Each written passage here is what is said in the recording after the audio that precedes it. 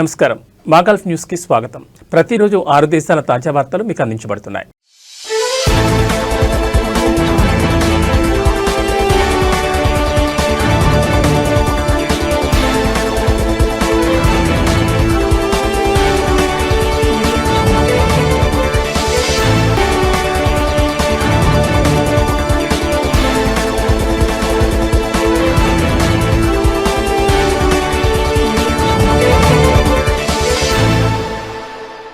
ఒమన్లోని ఒక కోర్టు అల్లర్లు విధ్వంసం రెచ్చగొట్టడం మరియు ప్రజాశాంతికి హాని కలిగించే విషయాలను ప్రచారం చేసిన ఆరోపణలపై 59 మంది ప్రవాసులను దోషులుగా నిర్ధారించి వారికి జైలు శిక్ష, శాశ్వత బహిష్కరణ మరియు వారి మొబైల్ ఫోన్లను జప్తు చేయాలని తీర్పిచ్చింది. బిడ్బిబ్ విలాయత్లోని ఫస్ట్ ఇన్స్టాన్స్ కోర్టు జనవరి 8న ఈ తీర్పును వెలువరించింది. నిందితులు రెచ్చగొట్టడంతో పాటు చట్టవిరుద్ధంగా సమావేశంలో పాల్గొన్నారని, ప్రభుత్వ మరియు ప్రైవేట్ ఆస్తులను ధ్వంసం చేశారని, ప్రజాశాంతికి భంగం కలిగించే కంటెంట్ సృష్టించారని, సమాచార సాంకేతికతను ఉపయోగించడం వంటి అనేక నేరాలు పాల్పడినట్లు దోషులుగా తేల్చింది కోర్టు. మరో 23 మంది నిర్దోషులుగా పేర్కొని విడుదల చేసింది.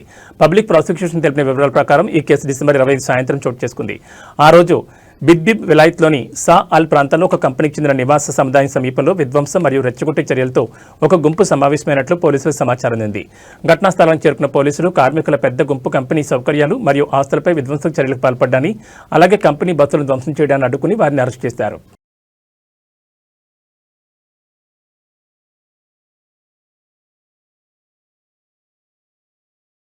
కువైట్లోని భారత రాయబార కార్యాలయం జనవరి 10న ఎంబసీ ఆడిటోరియంలో విశ్వ హిందీ దివస్ ప్రపంచ హిందీ దినోత్సవాన్ని జరుపుకుంది.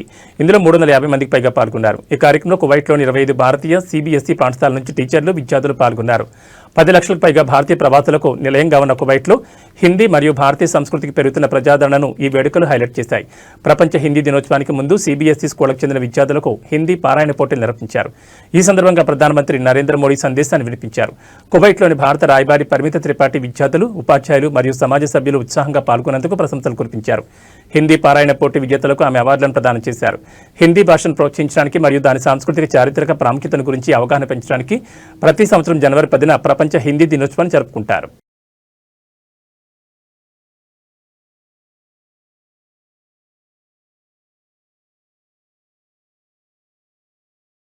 సౌదీ భద్రతా అధికారులు గత వారం రోజుల్లో మొత్తం 18,836 మంది అక్రమ నివాసితులను అరెస్ట్ చేశారు. జనవరి 1 నుంచి 7వ తేదీ మధ్య కాలంలో సంబంధిత ప్రభుత్వ ఏజెన్సీలతో కలిసి భద్రతా దళాలు సంయుక్త తనిఖీలు చేపట్టారని అంతర్గత మంత్రిత్వ శాఖ ప్రకటించింది.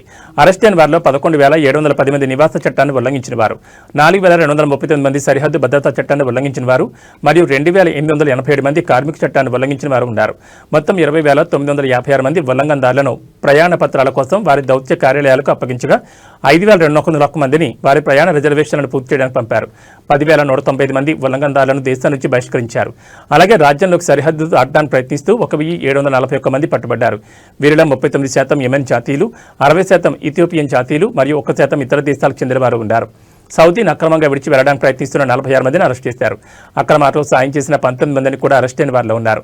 ఉల్లంఘనలకు పాల్పడే వారికి సాయం చేసిన వారికి 15 సంవత్సరాల వరకు జైలు శిక్ష, SR1 మిలియన్ వరకు జరిమానా విధిస్తామని మంత్రిత్వ శాఖ హెచ్చరించింది.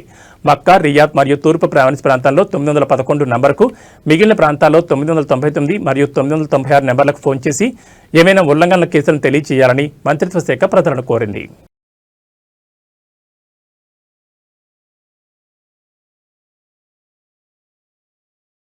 తమిళనాడు నుండి వచ్చిన తమిళులు మత్స్యకారుల పొంగల్ పండుగను స్థానిక మత్స్యకార సంఘంతో కలిసి జరుపుకున్నారు.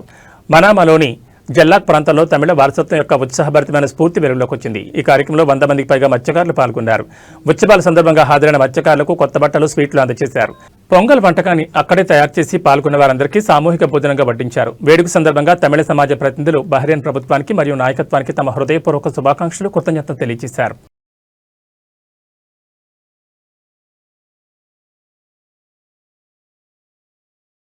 జాసిం బిన్ హమాద్ వీధి నుండి ఫహద్ బిన్ జాసిం అల్ థానీ వీధి వైపు వెళ్లే ట్రాఫిక్ కోసం తాత్కాలికంగా ఫ్రీ రైట్ మరియు సర్వీస్ రోడ్డును మూసివేస్తున్నట్లు పబ్లిక్ వర్క్స్ అథారిటీ ప్రకటించింది. డ్రైనేజ్ నెట్వర్క్ నిర్వహణ పనుల కోసం జనవరి 12న అర్ధరాత్రి 12 గంటల నుంచి ఉదయం 5 గంటల వరకు మూసివేత ఆంక్షలు అమల్లో ఉంటాయని తెలిపింది. జనవరి 20 వరకు ఆంక్షలు కొనసాగుతాయని తెలిపింది. ఈ సమయంలో వాహనదారులు ప్రత్యామ్నాయ దారులను ఉపయోగించాలని కోరారు.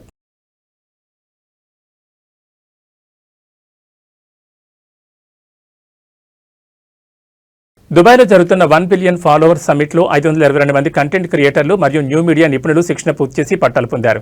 ఈ కార్యక్రమానికి దుబాయ్ ఉపరాష్ట్రపతి, ప్రధానమంత్రి మరియు పాలకుడు షేక్ మహమ్మద్ బిన్ రాషిద్ అల్ మక్తుమ్ హాజరయ్యారు. యుఏఈ ప్రభుత్వ మీడియా కార్యాలయం మరియు న్యూ మీడియా అకాడమీ కలిసి నిర్వహించిన 7 ప్రత్యేక శిక్షణ కార్యక్రమాలను విజయవంతంగా పూర్తి చేసిన వారికి పట్టాలు అందజేశారు. ఈ సందర్భంగా షేక్ మహమ్మద్ మాట్లాడుతూ భవిష్యత్ నిర్మాణానికి మానవ వనరులపై పెట్టుబడి అత్యంత కీలకం.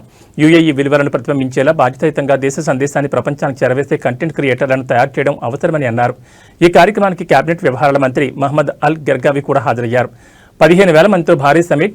ఈ సమిట్ జనవరి 9 నుంచి 11 వరకు దుబాయ్లోని Emirates Towers DIFC Museum of the Future వేదికగా జరుగుతోంది. ఈ కార్యక్రమానికి 15,000 మందికి పైగా కంటెంట్ క్రియేటర్లు, 500కు పైగా వక్తలు హాజరయ్యారు. వీరి సోషల్ మీడియా అనుచరులు కలిపి 3.5 బిలియన్లకు పైగా ఉన్నారు. వివిధ శిక్షణా కార్యక్రమాలు. ఈ స్నాతకోత్సవంలో భాగంగా ఇంపాక్ట్ మేకర్స్, స్పెషల్ కంటెంట్ క్రియేటర్లు, చారిత్రక కంటెంట్, ఫారిస్ అల్ ముత్హావా, ప్రభుత్వ డిజిటల్ కమ్యూనికేషన్ డిప్లొమా, ఆర్థిక కంటెంట్ పైనీస్, సోషల్ మీడియా ప్రొఫెషనల్ వంటి కార్యక్రమాలు ఉన్నాయి. ఈ శిక్షణ ద్వారా కంటెంట్ రైటింగ్, డిజిటల్ సాధనాల వినియోగం, కృత్రిమ మేధస్సు ఆధారిత కంటెంట్ తయారీపై అవగాహన కల్పించారు. యుఏఈ గ్లోబల్ స్థాయిలో బలమైన సందేశం. ఈ కొత్త తరం కంటెంట్ సృష్టికర్తల ద్వారా యుఏఈ సందేశం ప్రపంచవ్యాప్తంగా మరింత ప్రభావవంతంగా చేరుతుందని నిర్వాహకులు తెలిపారు.